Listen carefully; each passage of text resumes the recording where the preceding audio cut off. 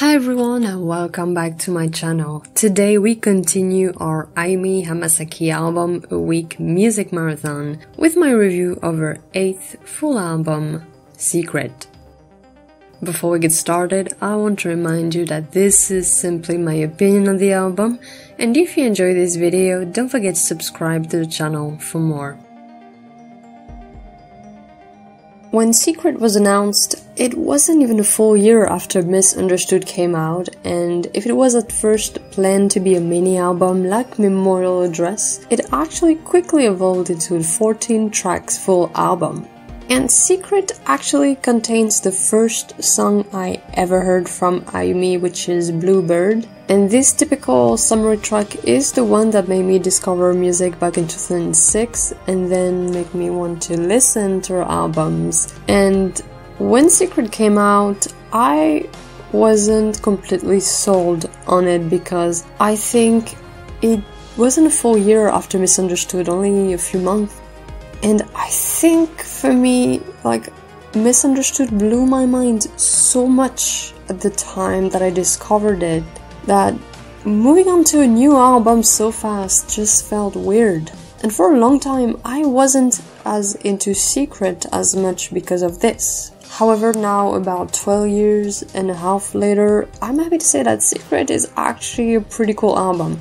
It is also a 360 turn from Misunderstood, and honestly both albums don't have that much in common to me because Secret really embraces a heavier electronic music style that really feels a sort of electronic rock sort of hybrid here, and especially on songs such as Starting, Until That Day or Kiss or Kill, you can really feel it, and these are very peculiar songs. However, that doesn't mean the album is too far from her musical roots, and songs like One Love, Momentum, or It Was really stay true to her usual sound.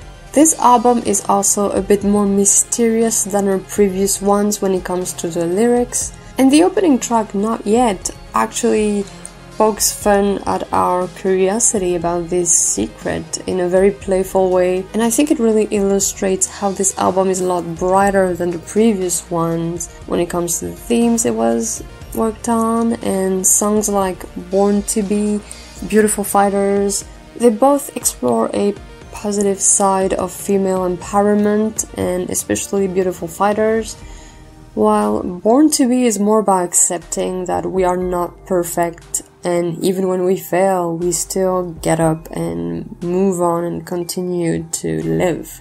Secret also contains one of my all-time favorite ballad from her, which is Jewel.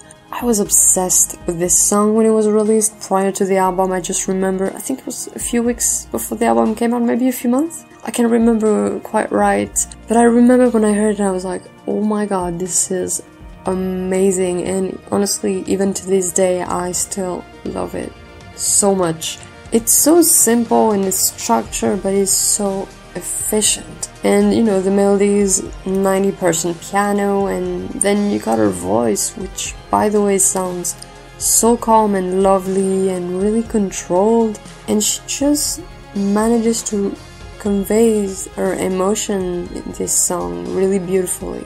Bluebird is also among my favorite summery songs from Ayumi, and I think, it's a bit of nostalgia because it's the first one I ever heard, but even listening to it now, I still love it so much. It's so fun, it's so summer in such a positive way, and I love the fact that it sounds very breezy and light, and every summer I'm always very happy to listen to it. But there is one song on this album that I adore, and it's Kiss or Kill. This song is heavy in its lyrics, and I remember checking translations and, checking it again while I was working on this review, and it's crazy, but hearing someone sing openly about anxiety and who also says that she will accept me and tells us to stay strong while also keep being ourselves, it really gets to me because